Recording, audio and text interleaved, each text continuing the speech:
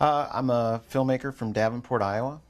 I have a couple of different initiatives. I actually have a for-profit business called Effective Digital Presentations, where I do marketing videos, fundraising videos, pretty much status quo for the industry. But then I have a very specialized side of things. I have a nonprofit called Storytellers International, and the mission of Storytellers is to produce documentary films, and as far as producing, promoting, distributing, kind of to be its own source for getting the films out there.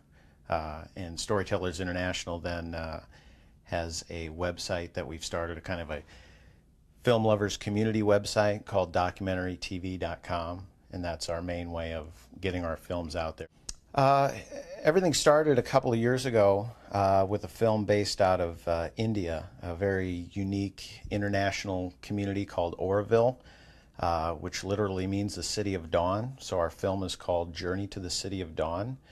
That film came about a lifelong friendship of mine, somebody who was born and raised there 42 years ago, just happened to be when that community started. And that community is made up of 2,000 individuals from 40 different countries. So it's a very experimental community. Can we all live together? Can we be eco-friendly? Some people would say that it is an eco-village because they are very environmentally conscious. So we went there, spent about 3 weeks learning all about Oroville and seeing what that community is all about. Hope Dies the Last, Children Surviving War, is based initially on following a group of children who survived the Kosovo-Serbian War back in '99. We follow a group from Iowa, from Muscatine, who actually got involved with the kids in Kosovo and made a number of trips over there to help their program, keep these kids involved. And mostly I'm talking about kids who, after the war, found themselves without families, or portions of their families living in refugee camps with pretty much nothing. The story follows a woman from Los Angeles who, following that conflict, went to Serbia to help any way she could, wound up developing a music program just to keep the kids busy, went into the refugee camps and said, anything to keep the kids' minds off of this total devastation that their lives just went through. And that has grown. The Muscatine group was involved with them. They wound up forming a children's choir on the Kosovo side, and then one in Muscatine. And two choirs have traveled back and forth, performing in the U.S., performing in Kosovo. And so now 10 years later, which is when I've entered the picture to kind of see what has happened, this group and a lot of the kids from Kosovo are now saying, okay, well, now what can we do? And they've gone and they've set up the same type of situation in Uganda, where children are actually going through the same conflicts right now. And also in Northern Ireland, they have a presence there. So that film is in progress right now, and our intention is to go to Uganda, follow their efforts there, see the Kosovo kids who are active in the program and now helping in that country. To nowhere inside an immigration death investigation. That is a story that came to me through a writer named Colleen Krantz, who was a writer for the Des Moines Register in 2002, when a rail car with 11 dead bodies showed up in Denison, Iowa. She researched that story, got very involved in it, and subsequently wrote a book about it.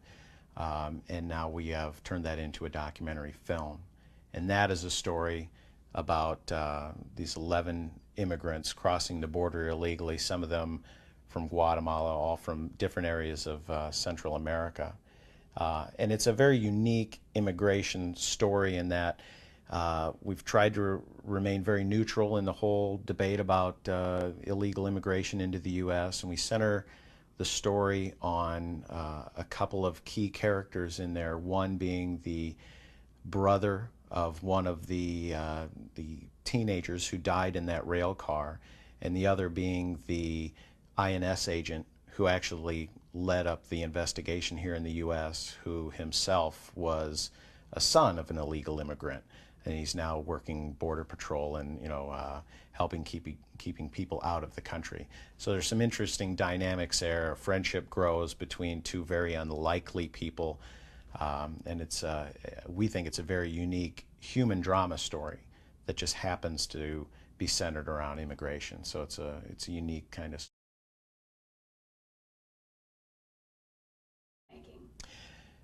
I'm very much into the discovery of documentary films, and I think that's what intrigues me most. I mean, you know the story, you know the people involved, but really the way I approach the films is that, you begin to talk to these people, you go to where they live, you kind of spend time with them, and the story kind of unravels. Interesting things come out, and just by the way that I approach the film, you're able to kind of segue into that and explore that a little bit and see what lies there, rather than, in a drama where everything is scripted out and you kind of know what you're in for. I guess that element of the unknown with the documentaries and the element of discovery is what really intrigues me. And you do an excellent job. What's your background? How did you learn filmmaking and documentary filmmaking? Well, I learned in the best way possible, I think. At least this is what I tell people now. I said, if you want to be a videographer, a filmmaker, whatever, you should start off as an animator. And I've said that. That is my background. I have an animation degree. And I spent probably the first 10 years of my career doing 3D animation. And I've animated just about everything, it seems like, from corporate marketing, flying logos, to in the mid-90s, I was on the forefront of what's called forensic animation. In fact, in the state of Iowa, I had the first 3D animated reenactment of an accident that was admitted into Iowa courts. But getting back to what I said, when you are an animator, you're involved with every aspect of that production because you are creating everything. If there's lighting to be dealt with, you're creating it. If there's camera angles, if there's camera motion and pacing, you're doing it all. So really, about 10 years ago, I made the transition into doing video.